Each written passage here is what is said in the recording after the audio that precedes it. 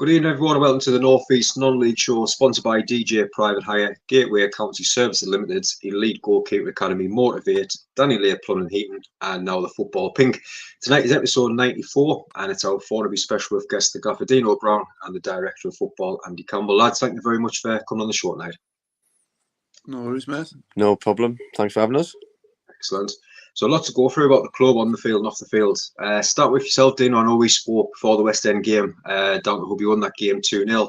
And I think after that game and that great run, wins against Pradesh, winning Chester Street United RCA in a draw against Yarm, it was quite a good run after that, wasn't it? Yeah, I think that's something that as a football club and a management team, we earmarked that we need to start well this year compared to last season. We had quite a poor start, so as in any league, it's really important you start as you mean to go on. And I think, yeah, as you say, it was a real positive August for us. Some tough games in there as well. To compete like we did and pick the points that we did was really pleasing, to be fair. Yeah, and something to take, I mean, you mentioned Eshwin there, he was flying, same with Jarrett at the top, but a good win against Eshwin. Even the draw against Yarmouth, the tough team this season, it just builds that confidence in the change rooms, doesn't it? Yeah, and I think that was all built around a solid defence. I think at one point there was a couple of tweets going about that we kept the most clean sheets in non-league football, which was really pleasing from a managerial point of view, because that's something that we worked on in pre-season, and we wanted to try and have a bit of a mainstay this year of the club and of the team of let's not concede too many. Obviously, we haven't scored that many either if you look at the stats, but I'm sure we'll move on to that a little bit later. But yeah, we just really wanted to start as positively as possible. It was difficult last year because our first 9 games were away from home because we held the festival on the pitch. So we felt as though we were always playing catch-up last year. So obviously now it's pleasing that we're in amongst it at the start, and obviously that's where we want to stay and try and push on. Yeah, definitely. And Andy, yourself, like you said, now as Director of Football, the club's just going in that right direction. Was it an easy decision to come, especially obviously following Neil's footsteps as well? The club must have made a lot of the family. Yeah, listen, it was an easy decision once I'd sat down and spoke to the owners. Obviously, listen, I've known Dino for a number of years. I've managed against him, so knowing how he works and knowing how good he is, it was an easy decision in terms of working on the men's side, and also knowing the women as well on their side. It was a very easy decision. The club's a club which can be very progressive. It's got a huge potential. First and foremost, and Dino's just hit the nail on the head there. It's all about a solid start of the season, because when you're playing catch up at Christmas and things, it's really difficult, to close the gap on teams, and especially teams who've had a flying start, and we're in and amongst it. Next 2 games are going to be huge, but huge for them as well, so it's exciting times. We just need to make sure that we carry on what we're doing. Dino's hit the nail on the head as well about defensively unbelievable, that we don't look like we're going to concede. We always look in control, and going forward, listen, goals, chances we've created, it's just putting the ball in the net, and that'll happen. Some teams ready for a hiding. Hopefully that comes sooner rather than later. No, fingers crossed. And I think you touched on there, the first team, the women's football, and also the youth football as well. A lot of people, when they look at Northern League, they just think it's another football team, but they don't realise sometimes that's the hub, that's the community. And when you build that strong, it's a good place to be in, isn't it, Andy? Yeah, listen, it's a family club. It's a community club. All the supporters are all local. We've got a couple of local lads, and it means so much to those people. That, and I think when you're there daily and weekly, and you see people and you hear the comments and you hear how passionate they are about the football club, and it really means something to them. So when it's good, they're really happy, and when it's not so good, they're upset and they care, and I think we're all pushing in the same direction. Me and Dino and all the staff met yesterday, and listen, we all want success. We're looking at new players, we're bringing new players in. Things are improving, things are getting better. But listen, we've had a good start, so it's not panic stations. We're not looking at massive changes. We just want a continuation of all the good stuff that Dino and his staff and his players, more importantly, have done so far this season. Oh, very good start. And Dino, it's funny because obviously you always see in the programme the heated moments, the director of football, the managers, but it seems it's a great relationship between yourselves. And like you say, I can imagine it's been great having Neil around as well, Andy, around. And like you say, just sharing each other's ideas, plans for the future on and off the field, but just growing the club together. Yeah, as you said, we've known each other for a while now. Yeah. And it might bit heated when we were in we're both passionate folks, but no, I've got nothing but respect for Andy. And when Excellent. I heard that he was coming in, when we first met and we sat down, I knew what we were going to do together was going to be a success.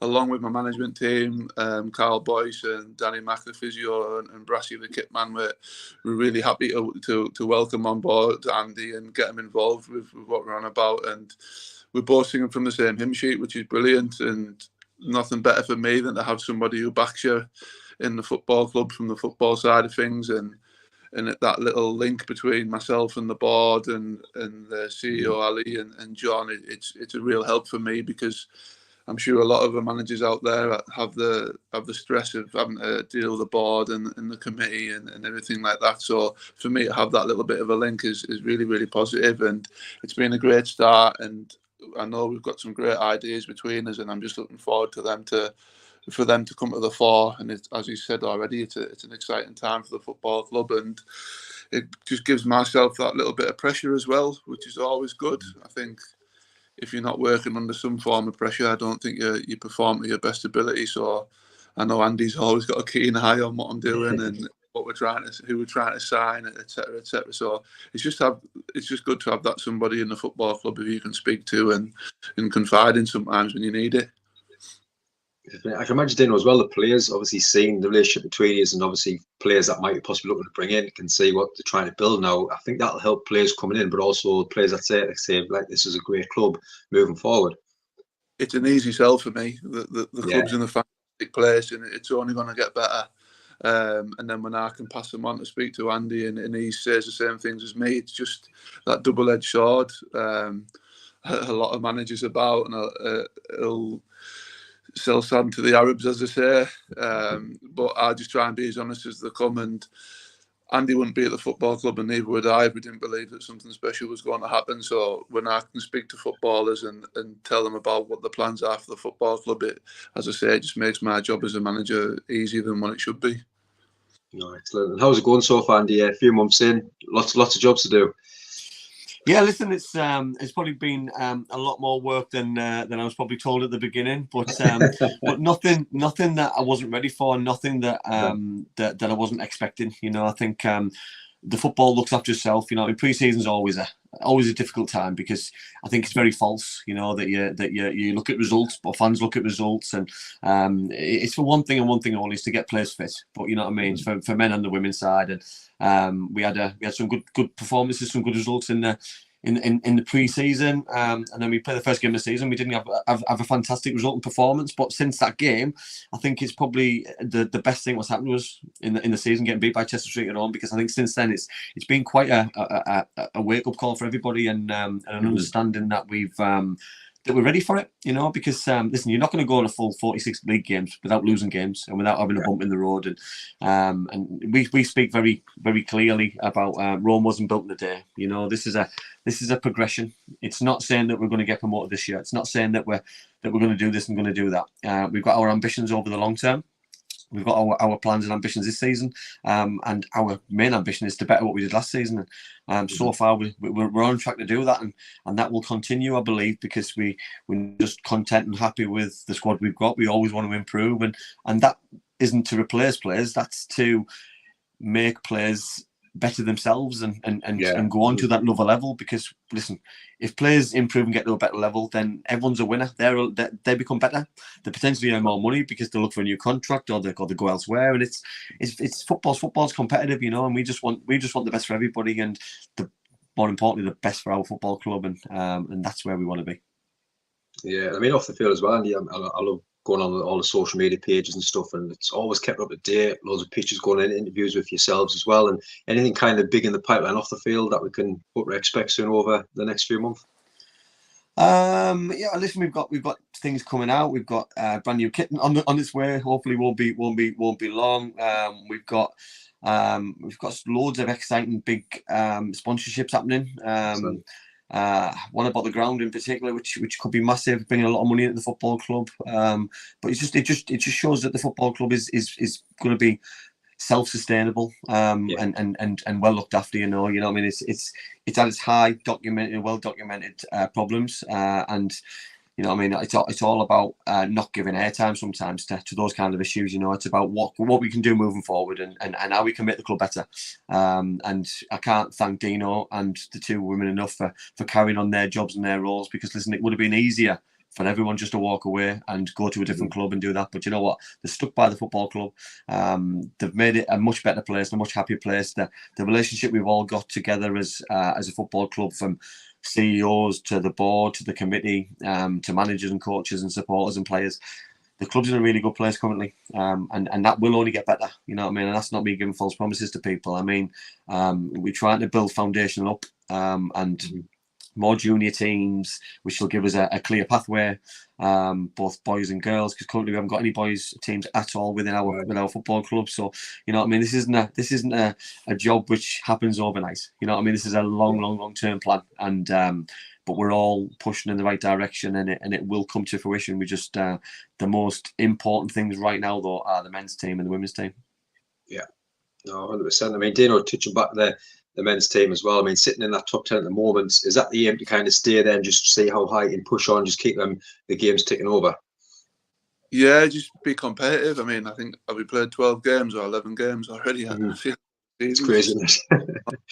Just go Saturday, Tuesday, Saturday, Wednesday, and now you're almost a third of the way in, which is crazy to think. But as I say, last year we just felt as though we were playing catch up all the time. I think we went on a 10-game unbeaten run between October and November, maybe last year, and we seemed to get ourselves somewhere thereabout. But it took a lot out of the lads.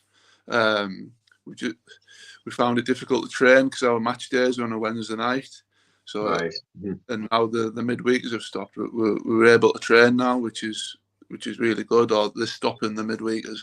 We're able to train, and I think that's probably a strength of the management team is the coaching and getting the lads on the grass, or the 3G as you were, to get sessions into them and get some real understanding. Because a lot of managers will tell you how difficult it is at the start of the season with players away and not being able to train and stuff like that. It's more difficult when things start to settle down. I think that's when myself personally and Carl do our best work. So touch wood that's the same case as what it was last year, and get a little bit of a run going again. But yeah, the aim is to stay in the top 10 and make sure when it gets to the nitty gritty part of the season at the end that we're in with a shout of either the playoffs or, you never know.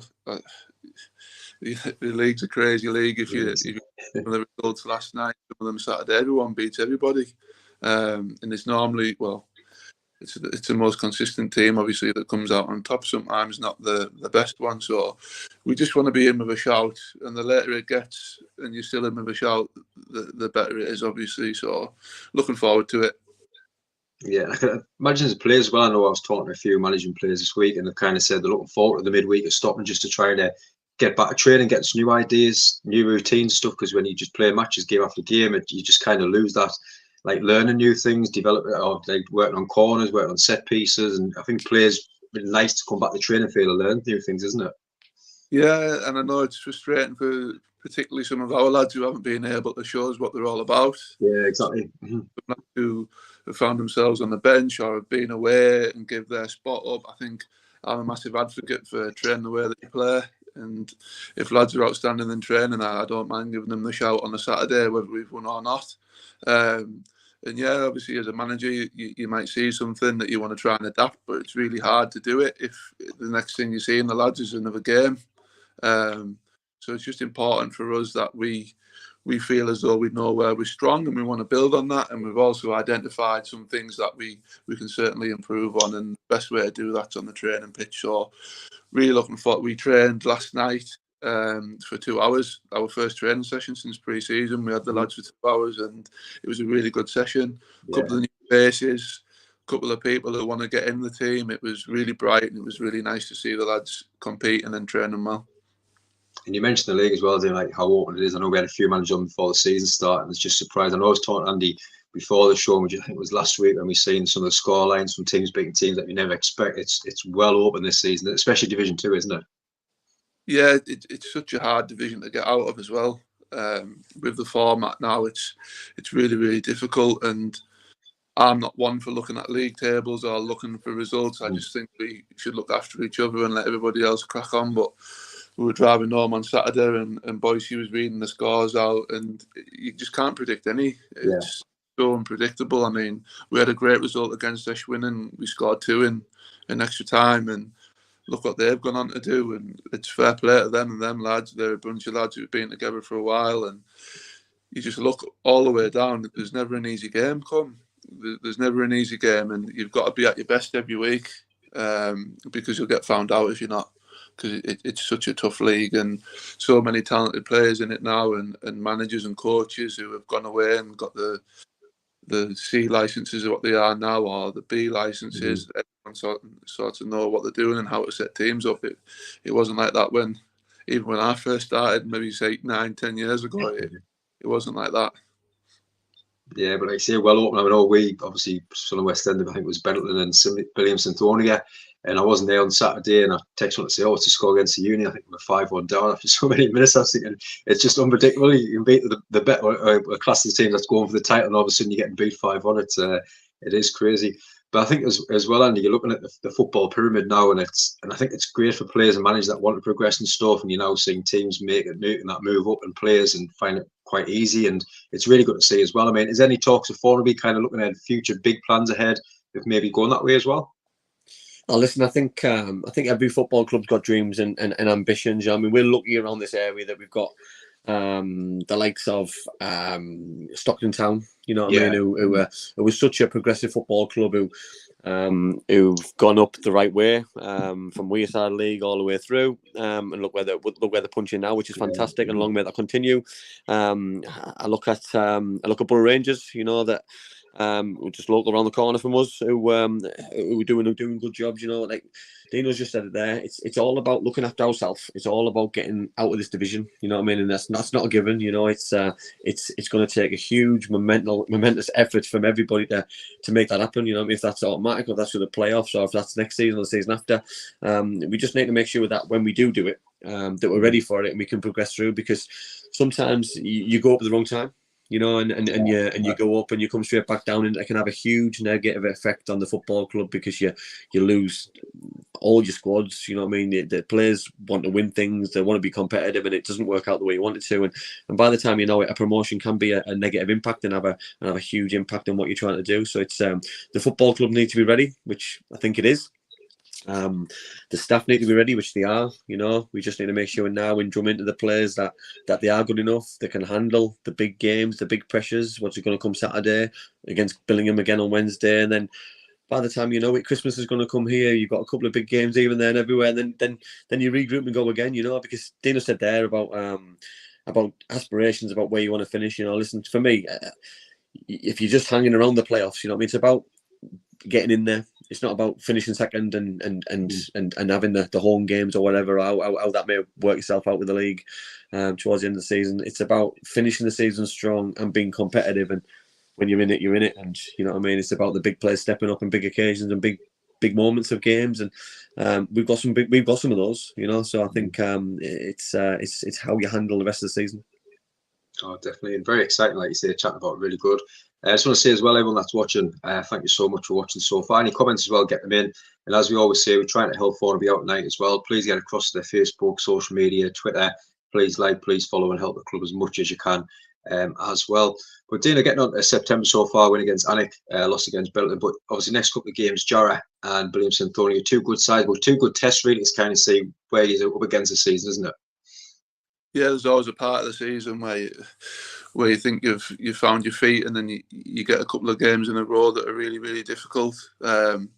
Everybody knows Bedlington away is a tough one, and we did perform like we wanted to on Saturday. I think we went 1-0 down after maybe 2 minutes, a minute and a half, which is not what we're about. But saying that, we were the best we've been against Alnwick on the midweek. Like Alnwick away, the lads coming straight up there. Half an hour warm up and onto the pitch. It's the best we've been. So sometimes you've got to take the rough with this move. And I'm an advocate for don't get too high with the highs and too low with the lows. We've got 2 big games coming up where we know what Jarrah will be about. Really talented side last year, and they've gone and strengthened again. They've got a good coach, so it'll be a tough test on Saturday. We haven't been brilliant at home, which needs to stop. I think we've won 5 out of 6 away from home, but we haven't been great at home, so we need to give the home fans something to sing and cheer about and be a little bit more exciting, which we're well aware of. And then obviously Sinners midweek is a bit of a derby. I know both their managers and quite a few of their players, just from past experiences and from living in the same town, etc. So these are big games, but these are big games that Thornaby Football Club want to be involved in, that I want to be in, that the players want to be involved in, and there'll be no doubt about it. Saturday and midweek, the lads will be there giving them all, and if we get found wanting, it's one of them where you've got to suck it up and go again, and we'll always try and improve. But I think I don't mind getting beat off better quality sides. It's when I feel as though teams might have outworked us or been a little bit more dogged or a little bit savvy. That's when it upsets me. So we'll be there. We'll be in pitching on Saturday and Wednesday, and I'm confident. I know what I've got in my dressing room, and I know what the fans are about and what support I have from the football club. So everyone will be pulling in the right direction to take 3 points off both Jarrow and Sinners. But no doubt about it, 2 of the toughest games that you can have at this moment of the season, I feel.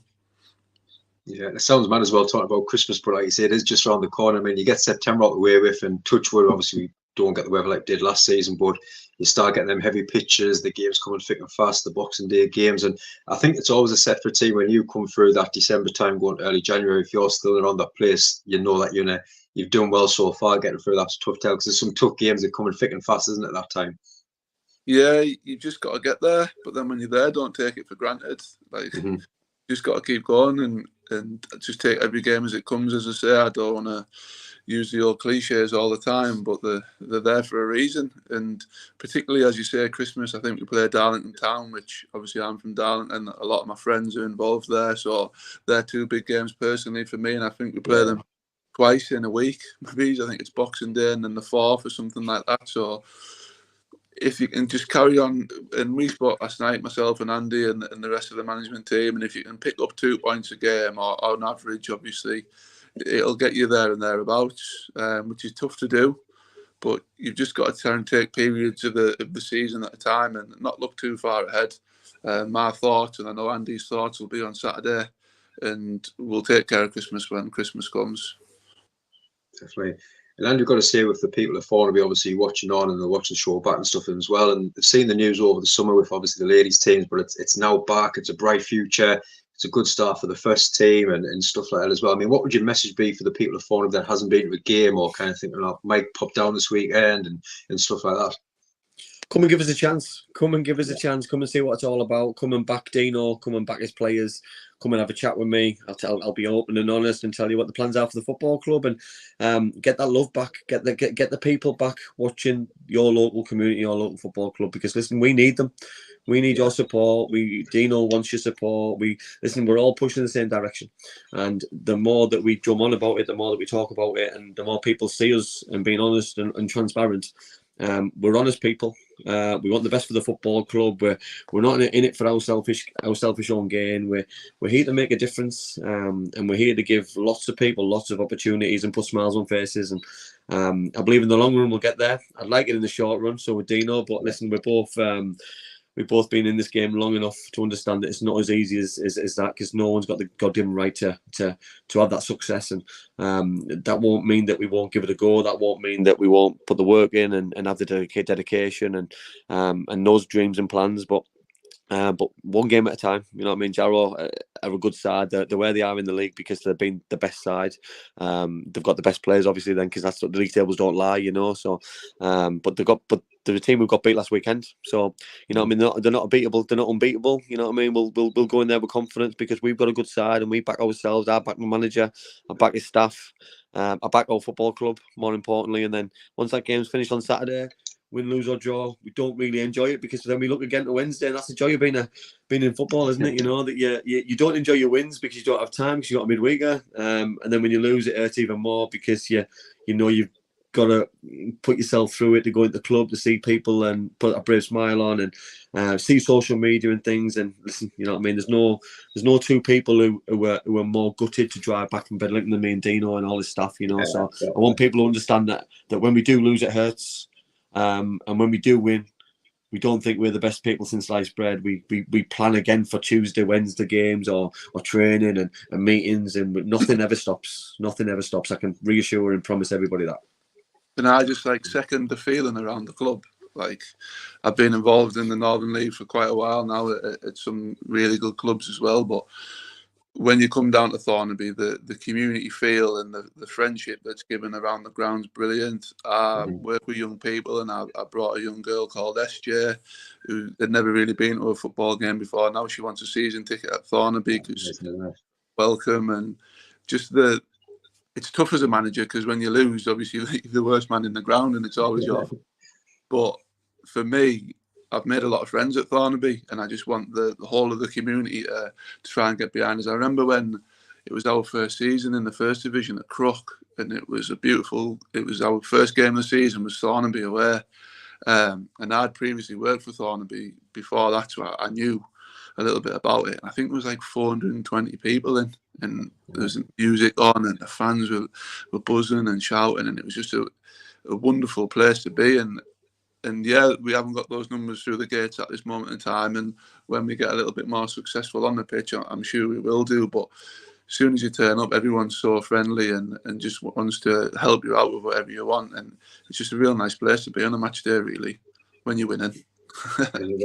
Well, that's the impression I was in, like you say, the Jarrah Billing. I think if you win them two, I think you're nearly bit in the hat for the North East Non-League Show September Manager of the Month. We've got our little trophies now, sponsored by the Football Pink, so it'd be great to get some there. It's just nice to kind of show our recognition to use the hard work that you've put in, and it's just a daft thing that we do in the group, the Manager of the Month. But it just get the fans talking and people chatting about this game and that game, and it's nice now to see that we've got a little bit back from the Football Pink where we can actually get a trophy and give it to the manager, and probably take it down the pub, show the friends, have a bit of laugh about it. But it's just something a little bit special from what the hard work they've done that month, isn't it? I think I was up for it last season when we went on that one. My mate Stevie Johnson beat us from Billingham Symphonia, but he had his nanny dog and everything like that. Do you know what I mean? But it's great you're doing, and I think particularly the second division of the Northern Leagues come on because you get that little bit of recognition, and there's that little bit more from yourselves and the other social media people who are just putting people's names out there, and without people like yourself, we wouldn't be able to do it. So it's a great platform to have us on. So I just want to thank you for that, mate. No, thank you. But thank you as well, and to both of you coming out tonight, Andy. And obviously, I know we've had Phil on a few weeks ago as well. Fantastic club, and it's just positive news that we're putting out there. And hopefully, we'll see a very bright future for one of you as well. Excellent. But again, everyone that's been watching, like I say, throughout the night, thank you so much. Like I say, please get across to the social media page of Thornaby, like that page, follow on Twitter, anything that you can to support as much as you can. And please get across. If you live in the Thornaby area, you haven't been down, please get down and see what it's all about as well. Back again tomorrow night, Fire Detached special with Kyle Robinson coming on, and we're through at Crook on Saturday for the FA Cup match as well to get a vlog done there. But thank you everyone for watching. I hope you enjoy the rest of your night as well.